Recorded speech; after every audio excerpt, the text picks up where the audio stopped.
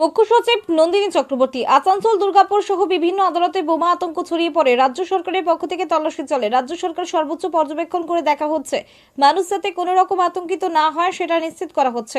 এই মেল করেছিল বা কারা এই ঘটনার সঙ্গে যুক্ত রয়েছে?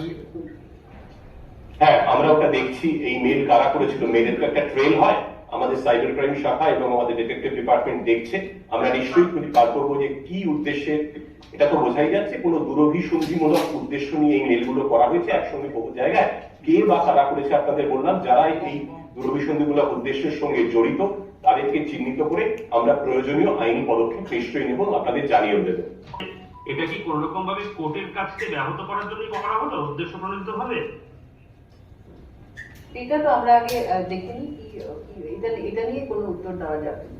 আচ্ছা, মেলটা কি এক জায়গা থেকে অরিজিনেট করেছিল? প্রাইম অফিসে কি বলছে না এগুলো ডিফারেন্ট জায়গা থেকে এগুলো পাঠানো হয়েছিল, এমন কিছু পাওয়া গেছে?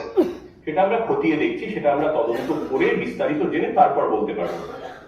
Sir, is the pattern of the mail same across Kolkata and West Bengal, which have been received over mail? And do you think there's just one person or multiple people engaged in this who are sending these mails? Yes, it's the same pattern that has been found in all the mails sent to different locations. And second one, what was the second question?